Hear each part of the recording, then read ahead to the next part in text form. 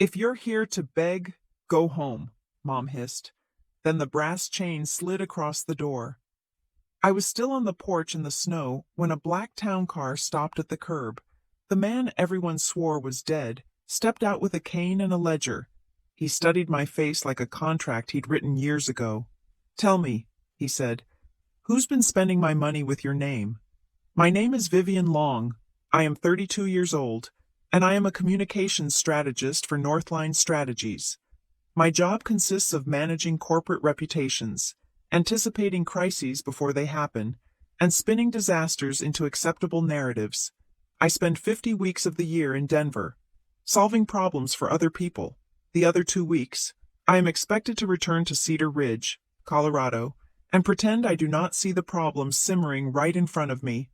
This Christmas Eve, the air felt different. The drive from Denver had been a 2-hour battle against black ice and blowing snow. Cedar Ridge is not a destination. It is a place people get trapped in.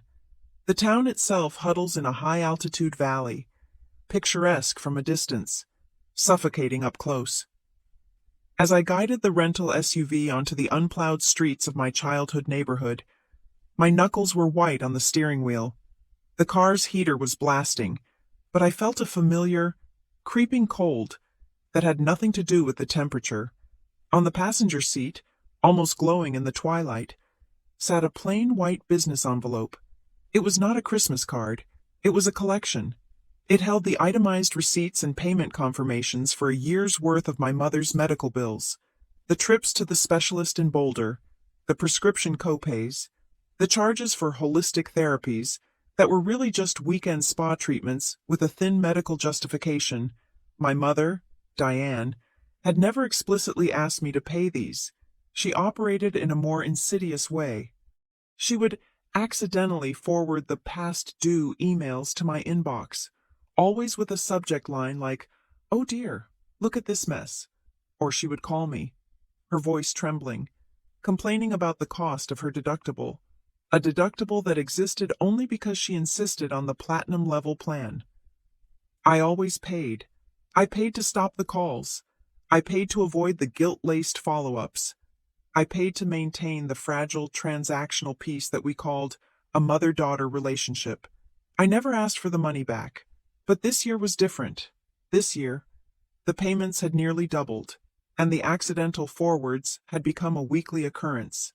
Tonight, I was not asking for repayment. I just wanted her to look at the envelope.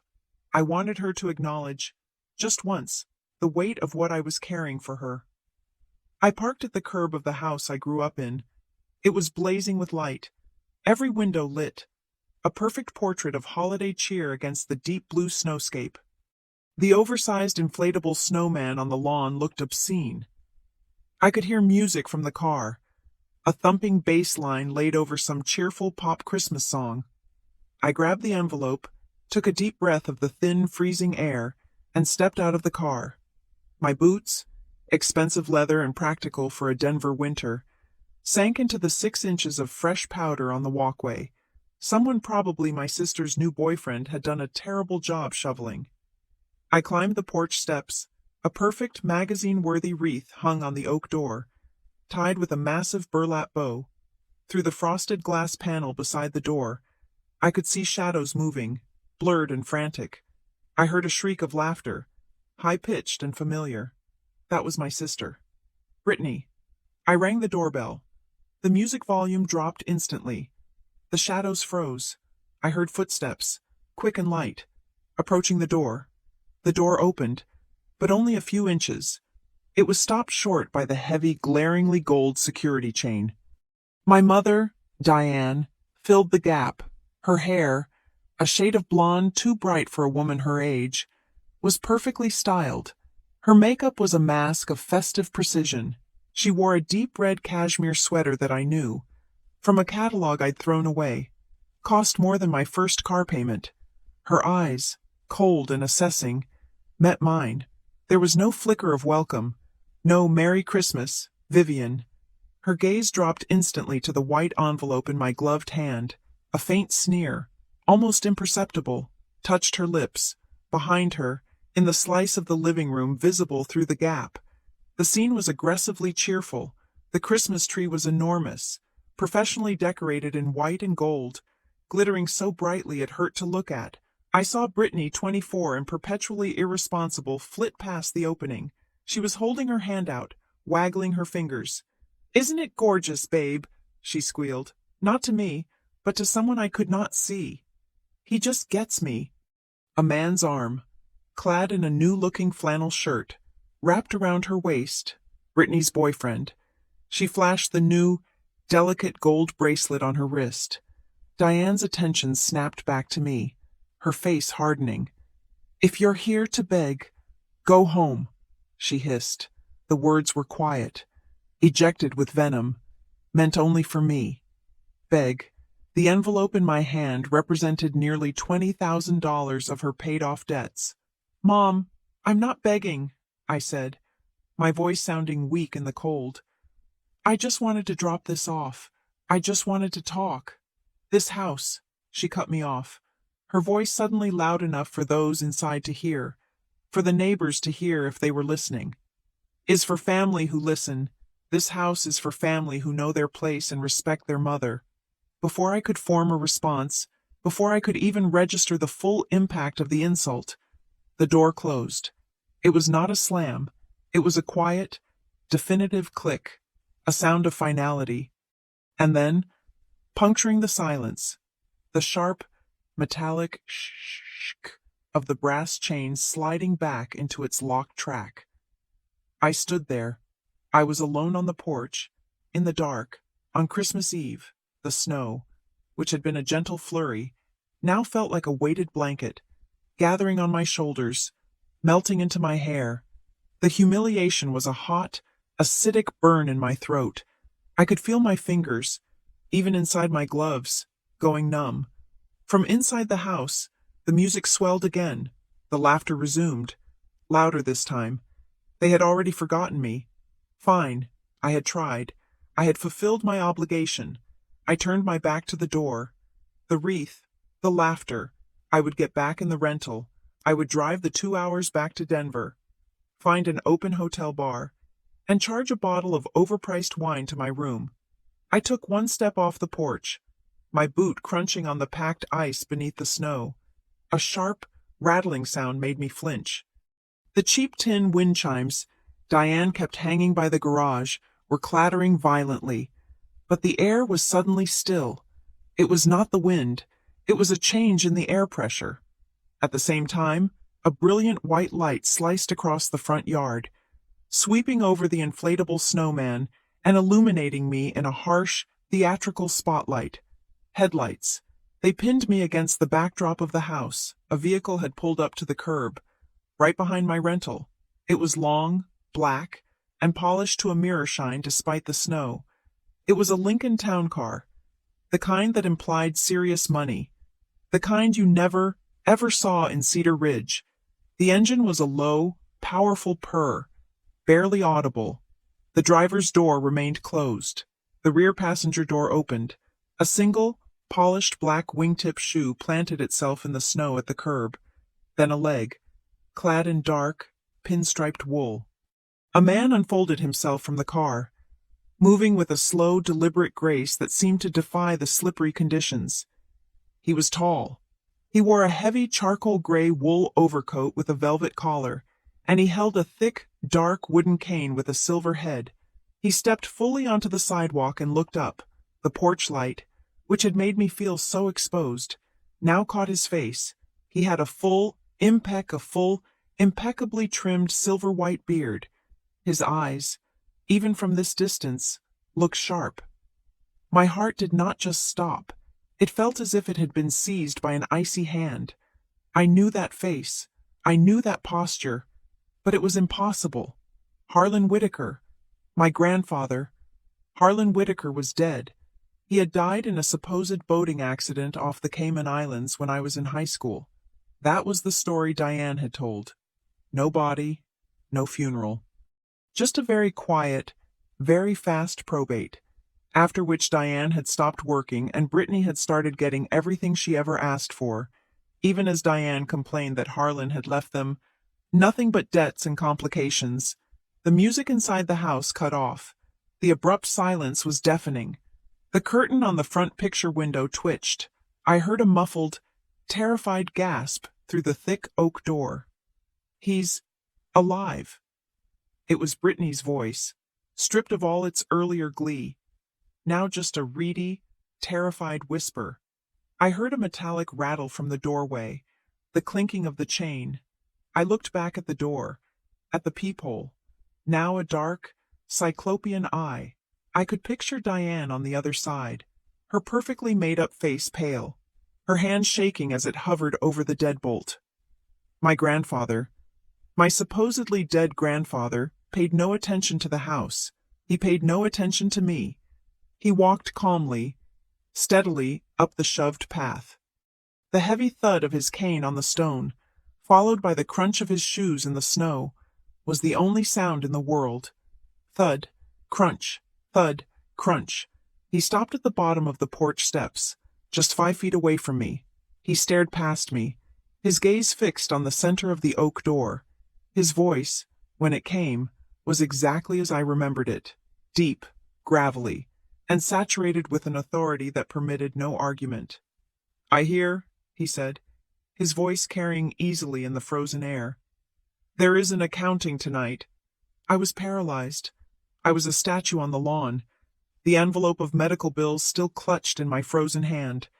The snow on my shoulders was now a thick, cold mantle. I could not feel my feet.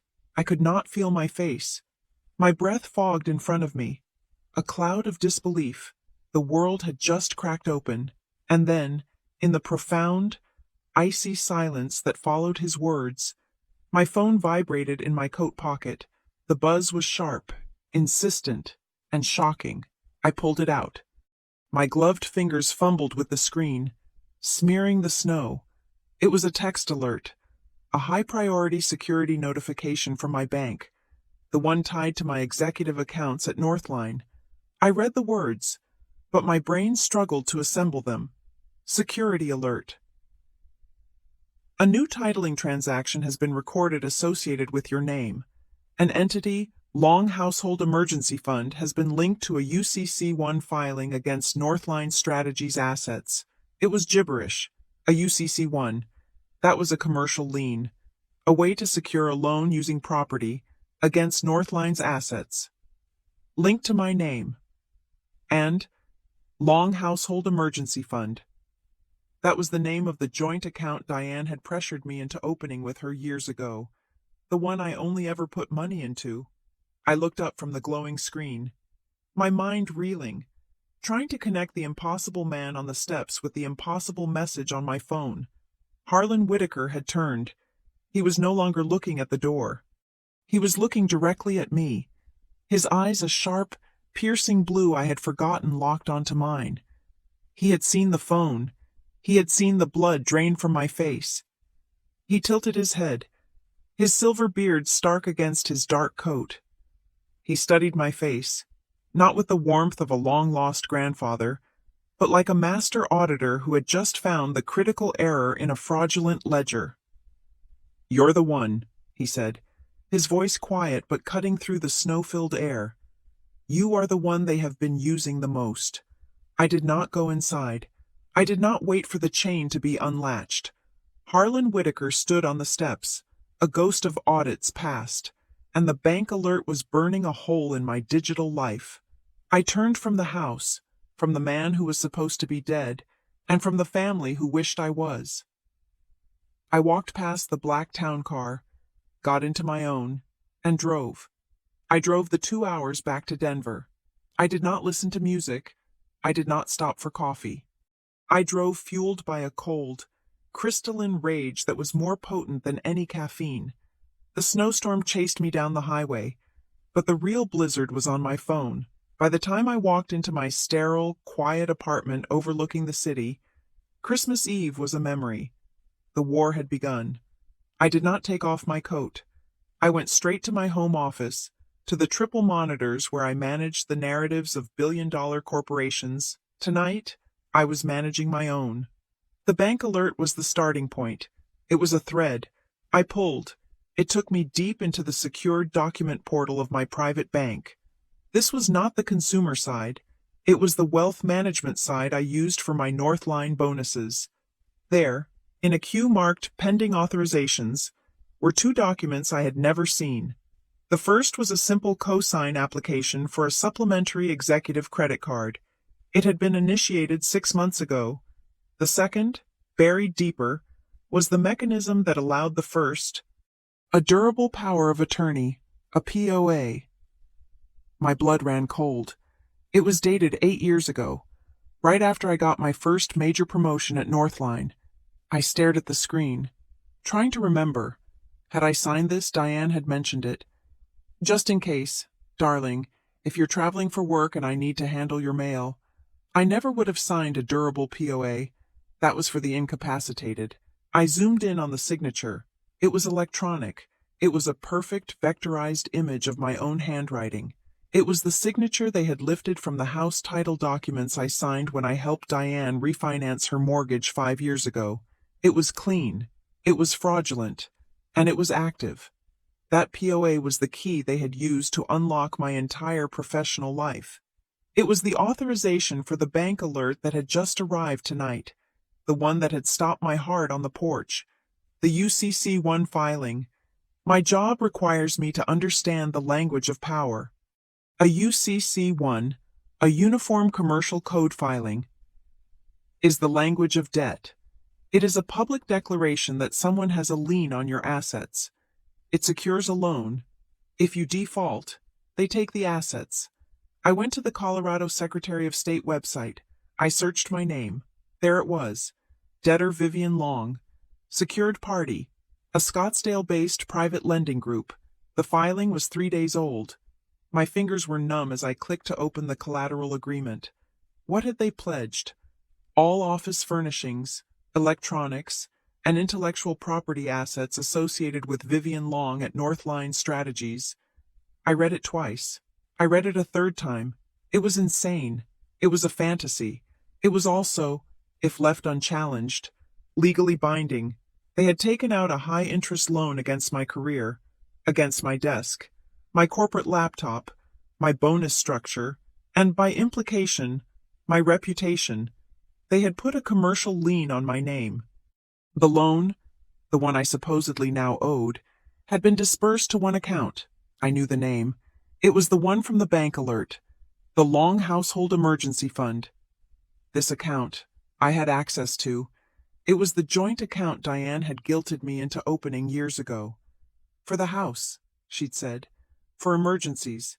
I was the only one who ever deposited. She was the only one who withdrew. I logged in. The history was not a history of emergencies. It was a ledger of luxuries. It was a systematic bleed, cash withdrawals, always at the end of the month, always just under the $10,000 federal reporting threshold, charges from high-end boutiques in Aspen, spa treatment packages in Scottsdale, Arizona. The memo lines, written by Diane, were almost comical in their audacity. Family gifts, household maintenance, required travel for health. That bracelet Brittany had been flashing through the gap in the door.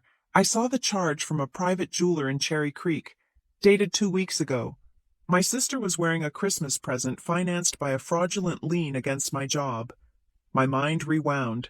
Snapping past the fog of familial obligation, I saw all the little requests. Brittany, crying in her car. Viv, my credit is just trashed. Can I please just use your name for the new phone plan? I'll pay you back. I swear. Diane, on the phone. I don't understand these new online forms for the insurance. I'll just add your name as a secondary contact so you can handle the complicated stuff. It was not chaos. It was a conspiracy. I was not the successful daughter. I was the primary asset. I was the mark. And then I thought of Harlan. I hear there is an accounting tonight. He knew. His reappearance, on the exact night this UCC1 filing was triggered, was not a coincidence. I went to my encrypted drive, the one I kept locked in a digital vault.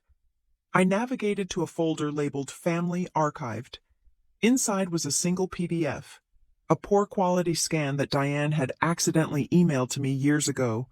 She had been trying to prove how Harlan had abandoned her, how he'd left them with nothing. I opened it. The Whitaker Living Trust, executed 1998. My grandfather, Harlan Whitaker, was the grantor. The beneficiaries were his daughter, Diane, and her living issue, me and Brittany. I remembered scanning it briefly then, thinking it was just boilerplate. But tonight, I was not a daughter. I was a strategist. I read the clauses. He had structured the trust with surgical precision. It was designed to distribute income, not principal, and it contained a stipulation I had overlooked. Article 4, Section 2. Distributions were conditional.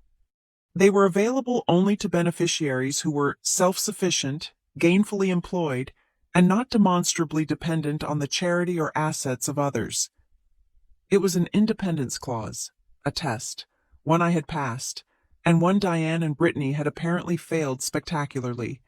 But that was not the file that mattered. There was another attachment, a 2-page addendum.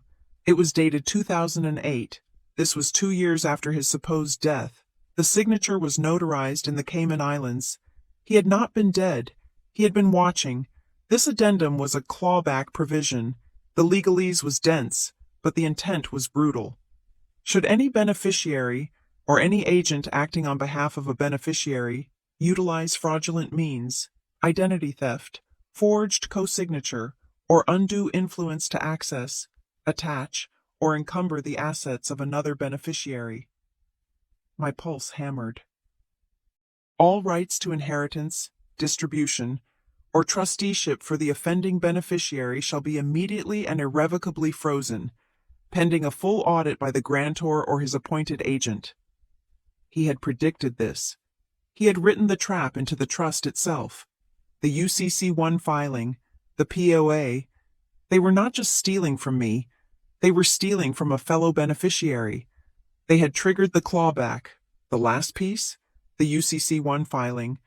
How did they get my Northline information, my internal employee ID, my asset list? I logged into my Northline Strategies corporate portal. As a senior strategist, I had security clearance to review my own data logs. I checked my HR file. My heart stopped. A request? Dated 3 weeks ago. Request for corporate supplementary card family. The system had automatically blocked it. Northline security was too tight. A request for a family card on a senior executive account had tripped an immediate deny flag. But the request had been populated.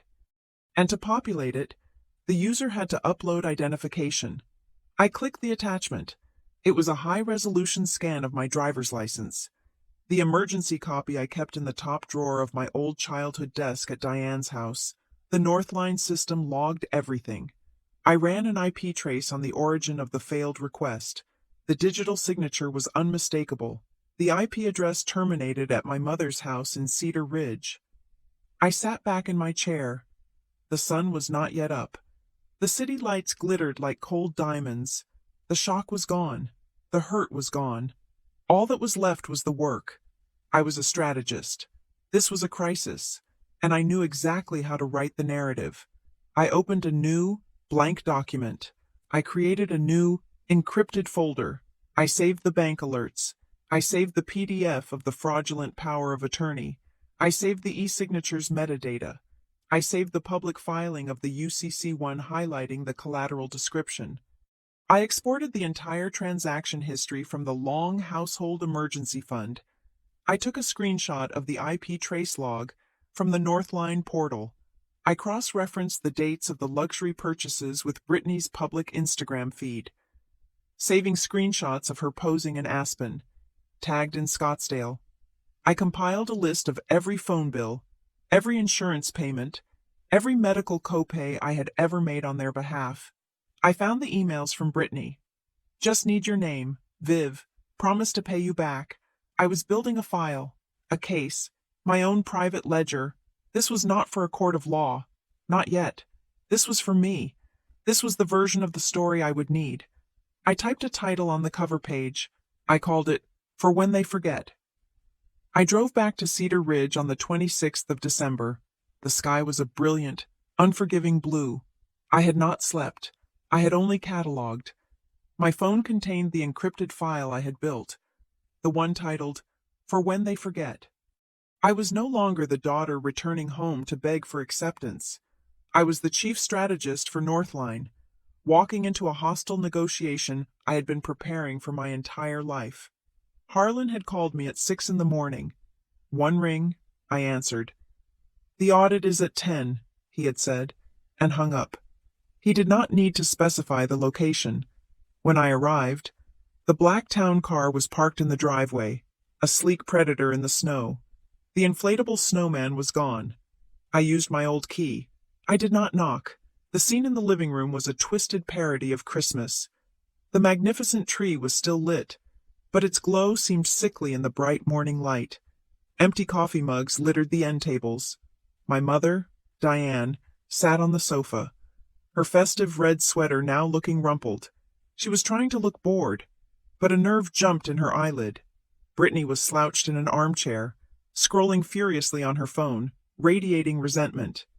And in my father's old wingback chair, at the head of the room, as if it were a boardroom, sat Harlan Whitaker.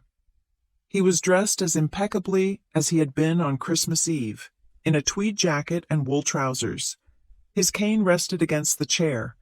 On the walnut coffee table in front of him, the festive decorations had been pushed aside.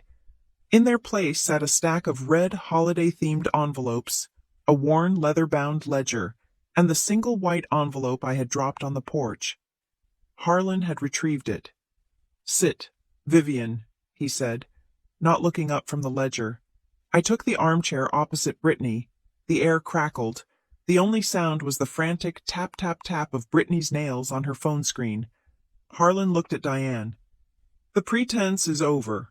Diane's demeanor, practiced over a lifetime, snapped into place. She became the victim. Her voice, which had been hissing venom at me 2 nights prior, now dripped with a saccharine, wounded sweetness.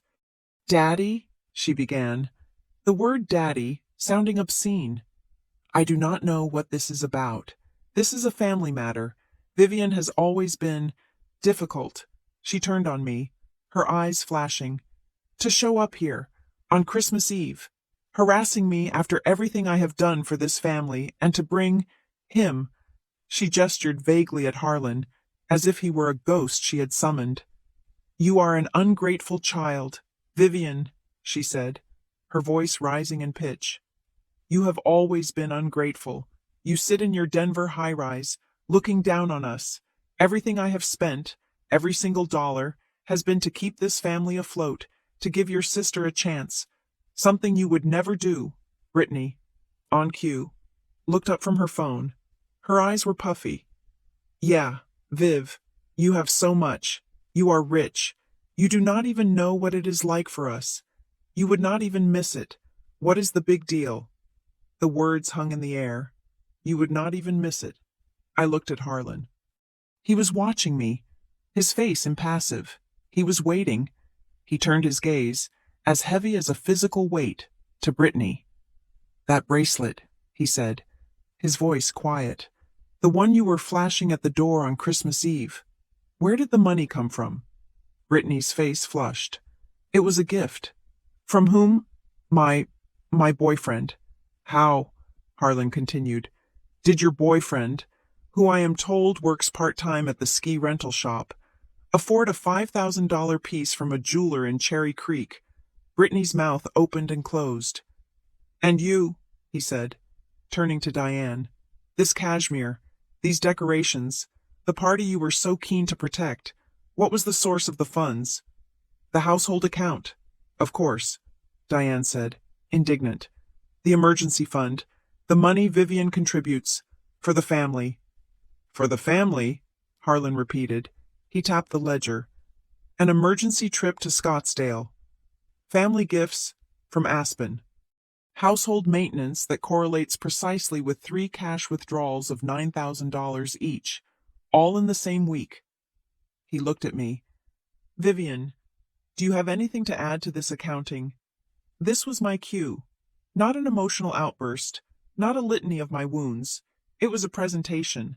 I took my phone from my pocket. I did not connect to their Wi-Fi. I used my own secure hotspot. I brought up the first file, the screenshot of the long household emergency fund transaction log. The bracelet, I said, my voice perfectly level, was purchased on December 10th. With this charge, I held the phone out. The memo line says, family gifts, but it was drawn from an account funded by a loan I never applied for, secured against my job. I swiped to the next file, the UCC1 filing. This is the lien, I said. This is my name, my corporate assets, pledged as collateral. Diane waved her hand dismissively. Oh, paperwork, Vivian. You always get lost in paperwork. I handle the details so you do not have to. You gave me permission. The power of attorney. Remember all those years ago? You signed it. She looked at Harlan, seeking an ally. She signed it, Daddy, 10 years ago, so I could manage things. The POA, I said, my voice dropping. The durable power of attorney. Exactly, Diane said, relieved, as if I was finally understanding. You see, Daddy, she agreed to it. Harlan did not look at her. He looked at the fireplace, at the stockings hung with care. His voice was cold iron. I never gave you a power of attorney. Diane. The room went silent. Diane's face crumpled in confusion. What? No, not you. Vivian. Vivian gave me the POA. I am aware, Harlan said. I am stating a fact. In all my years, in all my dealings, I never trusted you with my name. Why? And he turned his piercing blue eyes on her. Did you believe your daughter's name was yours to take? Diane stammered. But it is for the family. It was just a form. It was a forgery, I said, and the word landed in the room like a stone. Brittany, who had been silent, suddenly snapped. You were not supposed to know. Mom said you would not check. She said he would not check. She clapped her hand over her mouth. The silence that followed was absolute. The ticking of the grandmother clock in the hallway sounded like hammer blows. Diane's face went chalk white. Brittany looked like she was going to be sick. Harlan had not moved. He just watched them. The trap sprung. The confession made. He looked at me for a long time.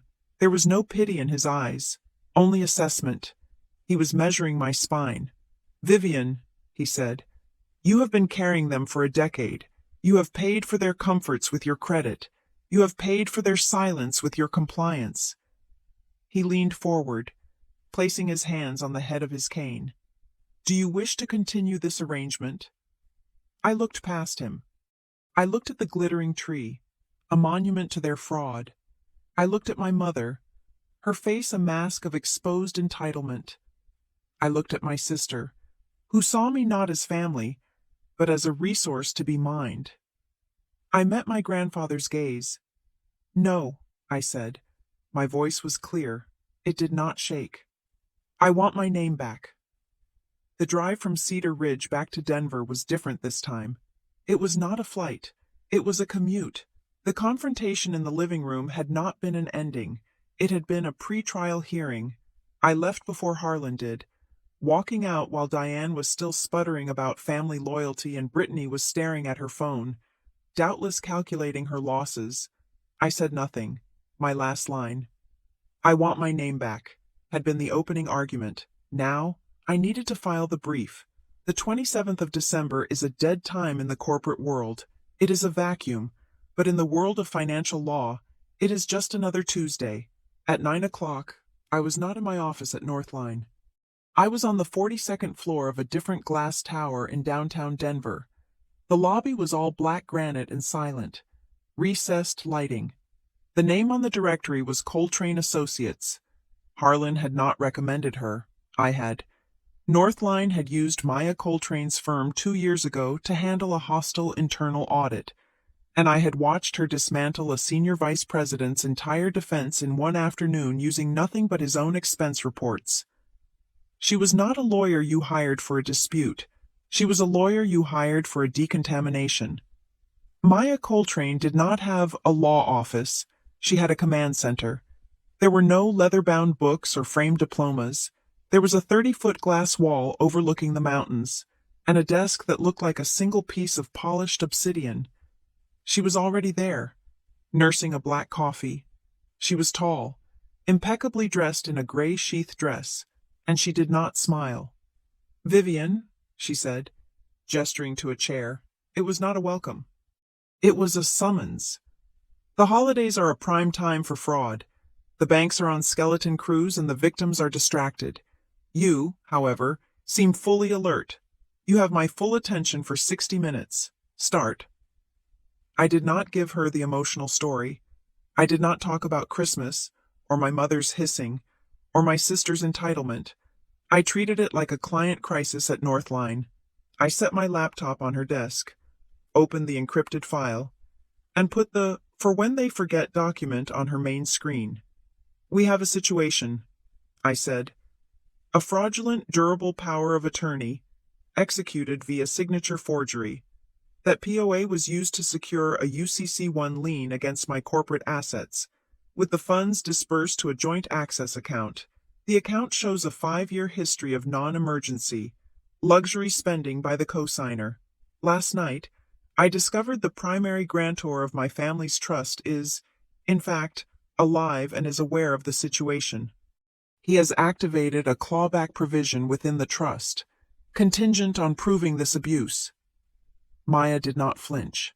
Her eyes scanned the documents, her fingers flying across her keyboard, opening, reading, assessing. She digested the fraudulent POA, the UCC-1 filing, the bank transfers, and the scan of the Whitaker Trust addendum in about 4 minutes. She looked up. Her eyes were sharp, not with sympathy, but with chilling clarity. "This is not a family dispute, Ms. Long," she said. "You are the victim of a long-term, multi-pronged financial crime. You have 2 fronts. The first is criminal, the second is civil. We will wage war on both." She spun one of her monitors to face me. It was now a blank whiteboard application. "The criminal side is simple," she said, her voice becoming a crisp, tactical summary. "Signature forgery on a legal instrument, fraudulent use of a power of attorney, wire fraud by using that POA to access your corporate portal, and, given the UCC filing, conspiracy to commit bank fraud. We can go to the Denver DA. It would be effective." I thought about my mother in a courtroom, about Brittany. My stomach turned. Maya saw my hesitation. "No, you are not ready to deploy the nuclear option. I understand. It is messy, and the press, for a woman in your position, would be catastrophic. We will hold the criminal charges in reserve. We will use them as leverage for the civil assault." She started typing. "The civil assault begins now. We do not wait. We do not negotiate. We reclaim your identity. We freeze their assets, and we sever their access. We operate on 4 pillars." She typed, "Pillar 1, nullify. First, the power of attorney. It is the root. It is the master key they used. We cut it off." She picked up her desk phone. She did not dial. She spoke to her assistant. "Sarah, I need you to draft a revocation of power of attorney for Vivian Long, effective immediately. File it with the county clerk. I also want you to draft a formal affidavit of forgery, referencing the original POA. I want that affidavit notarized and sent by courier to Ms. Long's private bank, legal department, before noon. We are putting them on notice that any transaction they have honored under that POA since its inception is now their liability, not hers." She hung up. "The POA is dead." She typed, "Pillar 2 contain. Second, the fraud. They have your name, your social, your history. They think of your identity as a public well. We poison it." She pointed to my phone. "Get it out. You are going to make 3 calls. Experian, TransUnion, Equifax. You will not use the automated system. I will give you the direct numbers for the senior fraud desks. You will tell them you are a victim of identity theft, and you are placing an extended fraud alert and a credit freeze on your file. This means no one, not you, not them, can open a new line of credit in your name without a complex verification protocol. From this moment, your name is no longer a blank check. While I was on hold with the first bureau, she moved on. She typed, Pillar 3 reverse. Third, the UCC1 lien. This is the most dangerous active threat. It attaches your professional reputation to a high-interest loan. It is a time bomb. We are going to file a UCC3 termination statement. She saw my confusion. Think of the UCC1 as the fire. The UCC3 is the extinguisher. We are filing it on the grounds of secured party not entitled to file. We will state that the underlying loan agreement was based on fraud, specifically the fraudulent POA. The Scottsdale lender will fight it, but it begins the process of public correction. We are sanitizing your name in the public record. She was already dictating the filing to another assistant, citing the exact statute from memory. She typed, Pillar 4 freeze. Finally, the money, the long household emergency fund. You said the UCC loan was dispersed there. How much is left? I checked this morning, I said, my voice hoarse from the credit bureau call. About 40,000. They will drain it, Maya said, her voice flat. The moment they realize you are fighting back, they will pull every cent in cash. We are moving for a temporary restraining order, an ex parte TRO. We will file with the court this afternoon, arguing that a co-signer, Diane Long, has engaged in financial malfeasance and is a flight risk with the assets. We will ask the judge to freeze the account, effective immediately, pending a full hearing. She hit enter, and the plan sat there, glowing on the screen. Nullify, contain, reverse, freeze. That is the immediate plan, she said. That is what we do in the next 6 hours. She took a sip of her coffee. It was, I assumed, her second or third. Now, the strategic plan, she continued, pulling up a new window. First, North Line, you must get ahead of this. You will schedule a meeting with your legal counsel and your direct superior today. You will frame this as an external, familial security breach. You will provide them with the IP trace from their own servers. You will be the strategist you are, managing a crisis. Your firm will close ranks to protect you. We will work with them to ensure your file is scrubbed of all unofficial relative contact data. Your corporate identity must be hermetically sealed from your family. I nodded. That, I knew how to do. Second, the clawback. Her eyes lit up. This, I could tell, was the part she enjoyed. The Whitaker Trust. This addendum is a beautiful piece of legal architecture. Your grandfather is a very precise man. The TRO will freeze the new money, but the clawback gets you the old money. We need to prove the abuse based on name that the addendum describes. For that, we need a specialist. She picked up her phone again. Get me forensic accounting. Get me David. She turned back to me. We are hiring a forensic accountant. David will review the last 5 years of transfers, not just from the joint account. We will look for patterns. We will cross-reference Diane's known assets with Brittany's spending. We will build a map of the money, showing, beyond any doubt, that your name was systematically mined to fund their lifestyle. This report will be our primary weapon in triggering the clawback. She stood up. The 60 minutes were over. My firm will handle all of this. We will file. We will audit. We will move for the TRO. You, in the meantime, have one job. She walked me to the door. Her face was stern, her gaze unwavering. From this moment, you do not speak to them, not Diane, not Brittany, not on the phone, not in person. You will not answer their texts, their weeping calls, their angry emails.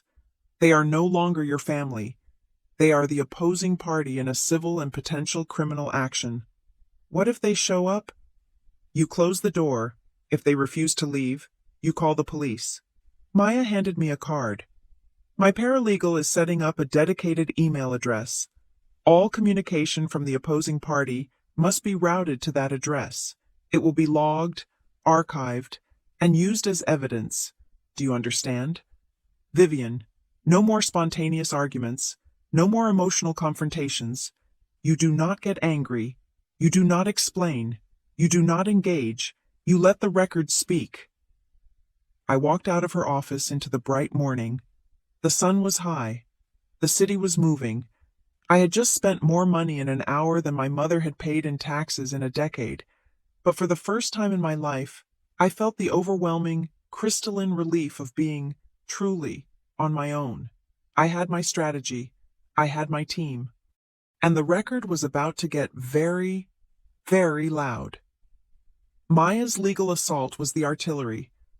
My meeting at Northline was the diplomatic mission. But the work I did that night, alone in my apartment from midnight until the sun rose on the 28th, was the intelligence operation. Maya had locked down my credit and moved to freeze the accounts. My meeting with Northline's general counsel had been exactly what I predicted, a cold, swift, corporate sealing of the breach.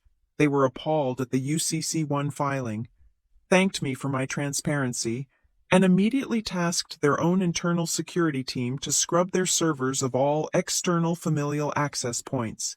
My professional life was now a fortress, but the evidence, the why, the proof needed for Harlan's clawback, that was my job. Maya's team was auditing the bank statements. I was auditing the life they had built on top of those statements. I went back to the For When They Forget file and began to add the color, the context, the human proof of the financial crime. I started with Brittany. Her Instagram account was a public monument to her own delusion. It was a curated feed of what she called the soft life.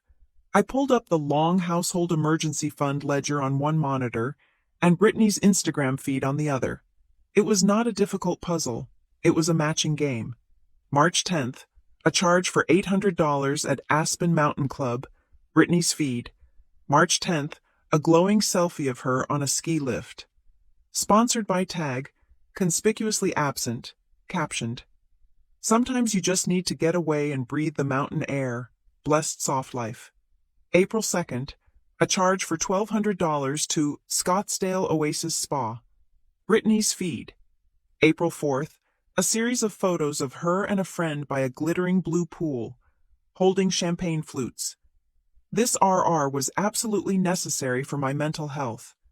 Self-care Scottsdale, the restaurants she tagged, the boutiques she posted from her hauls, the weekend trips to Vegas they lined up, date for date, dollar for dollar, with the family gifts and household maintenance withdrawals from the account. She was not just spending the money, she was documenting the evidence, bragging about the theft in real time. Then I turned to my mother. Diane's social media was a different, more insidious performance. Her public-facing Facebook page was a curated image of a struggling, noble, single mother. She was all vague inspirational quotes and posts about the hardship of raising 2 daughters alone. I scrolled back, years back. I found a post from 2018. It was a long, rambling request for prayers and support, implying a medical scare, thanking her community for being there for a single mom just trying to keep it all together. I cross-referenced the date. 3 days later, the emergency fund showed a $5,000 withdrawal memo lined, "Required travel for health."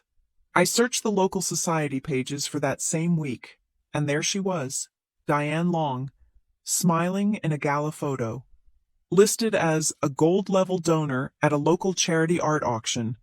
The minimum bid for that level was $5,000. The item she was posing with a designer handbag that I now recognized, the one she always carried when she wanted to look important. She had laundered her medical need into a status symbol. I went deeper. That diamond bracelet Brittany was wearing. The charge was from a high-end jeweler, but something about Brittany's panic on the porch felt off. I did a public records search, not on her name, but on the jeweler, and cross-referenced it with local business filings. It led me to the city's pawn shop database, and there it was, a transaction. 6 months ago. Item, gold and diamond tennis bracelet, approx. 3 carats. Customer Brittany Long. Status pawned for $2,000. 2 weeks later, another transaction. Status redeemed. The date she redeemed it. Pulling it out of Hawk. the day after a household maintenance cash withdrawal of $2,500 from the fund. She was not just getting gifts, she was managing her cash flow, pawning her fraudulent assets and then using my name to buy them back. The sickness of it, the systematic rot, was staggering. I found the repair bill for Diane's SUV from 3 months ago. The transmission had failed. She had called me, weeping, about how she would be stranded. I had handled it. Paid the $3,000 bill over the phone with my own credit card to just get it done. I pulled that credit card statement, and then I pulled the statement for the supplementary card that Diane had on my personal account, the one I had given her for gas and groceries only. She had not used my card. She had used her card, the supplementary one. The bill I had paid was a complete fiction. I had simply moved money from one of my pockets to another, while she had played the role of the helpless victim. I went back to the Northline portal, to the IT logs. The failed request for a supplementary corporate card, the one using my scanned driver's license, was the headline. But there was a footnote. A month before that, a separate internal IT help desk ticket. It was from Diane, using the family contact email I had foolishly set up for her in the corporate system years ago. The request: need VPN access for family member. Vivian is traveling, and I need to access her files to help her with a project. It was an IT employee's worst nightmare. The ticket had been denied. Of course, with a polite but firm note: per corporate policy 401B, all network access must be provisioned to an employee. We cannot grant VPN access to non-Northline personnel. She had tried to get inside the fortress. When that failed, she had settled for using my name to get a loan. I sat back, my entire body humming with a cold, clear energy. I started to build a new document. It was a timeline. Column 1, my career. Column 2, their withdrawals. 2015. I am promoted to senior associate at Northline. My salary increases by 20%. 2015, the long household emergency fund is opened. The first household maintenance withdrawal of $5,000 occurs. 2017, I receive my first major annual bonus. 2017, Diane's required travel for health. The art auction occurs. Brittany begins posting about her new car. A lease I now suspected was co-signed with my forged signature. 2020, I am promoted to Director of Strategy. My bonus is substantial. 2020, the luxury spending accelerates. The trips to Aspen, the spa days in Scottsdale. The withdrawals become monthly, systematic. Every step I took forward in my life, they had used as a justification to dig a deeper hole in my name. My success was not a source of pride for them. It was a resource to be exploited. The picture was almost complete. I just needed the final confirmation. I did something I had not done in a decade. I called Mrs. Gable, our old neighbor, the one who lived across the street from my mother, the one who saw everything. "Vivian, dear," she answered, her voice frail but sharp. "What a surprise. I was so sorry to hear you could not make it for Christmas." "I was there, Mrs. Gable. I am just calling to check on Mom." "Oh," she said, and the temperature of her voice dropped. "Well, she is fine. She is very busy. So many parties. You know, it is funny." "What is funny, Mrs. Gable?" "The trust. The one your grandfather set up. I remember Diane telling us all it was for medical emergencies. But her emergencies always seem to happen on a Friday night. So many wine parties over there. I see the cars. They are all very loud. She must be feeling much better." That was it. The Whitaker Trust paid distributions on the 15th of every month, earmarked for family medical and educational needs. The neighbors were watching the medical need parties. My phone, the one Maya had designated for all opposing party communication, lit up. It was a cascade, a Facebook message, from an aunt in Ohio. "Vivian, what is this I hear? Your mother is beside herself. After all she sacrificed for you, how dare you bring these men and lawyers into her home? You have forgotten what family means. Another, from a cousin. Your sister is crying. You froze her account. Her rent is due. You are a monster. Vivian, a rich, cold monster. Maya had called them flying monkeys, the network of enablers Diane had cultivated. I forwarded them to the dedicated email address Maya's firm had set up. Within minutes, a reply came back. Not from Maya, but from her paralegal. Attached was a PDF. Standard legal response. Harassment family. It was a form letter. Dear name, your correspondence regarding Vivian Long has been received. Ms. Long has retained Coltrane Associates as legal counsel. All future communication regarding this matter must be directed to our firm.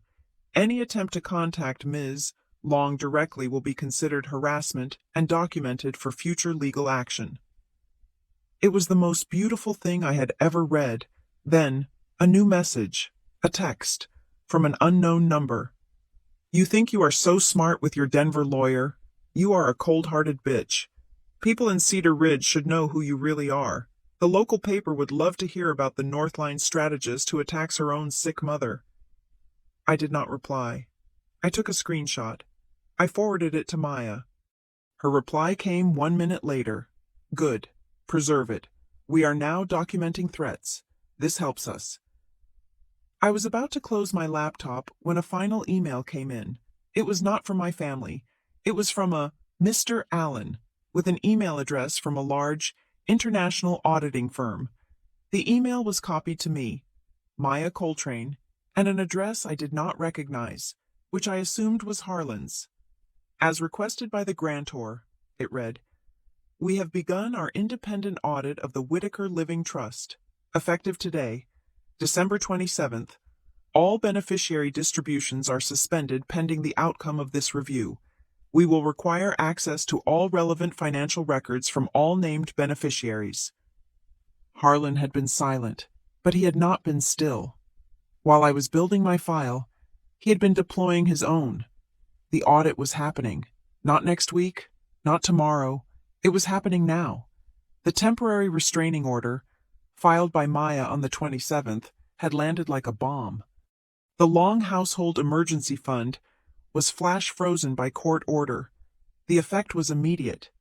My phone, the one dedicated to the legal channel, received an email from a new address, a hastily created burner, demanding a meeting. Diane had finally realized her key no longer worked. Maya scheduled the meeting for the 29th. At her office, not neutral ground, my ground.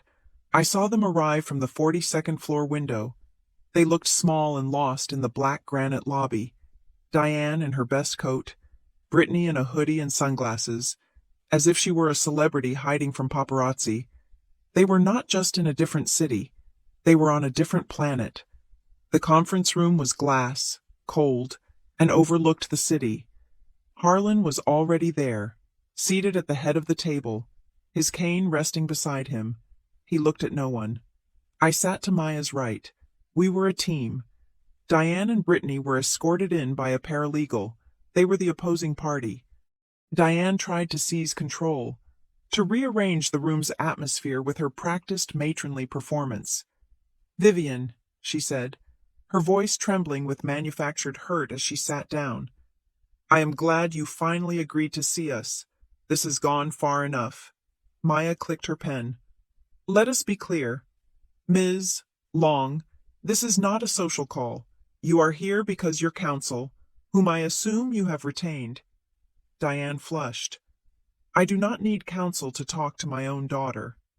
Then you are here as an unrepresented party, Maya continued.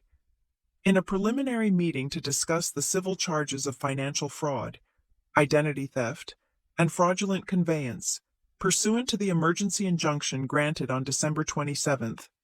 Diane's performance faltered. This was not the script she had prepared. You must stop this. Vivian, Diane pleaded, turning to me. The bank. They called me. The account is frozen.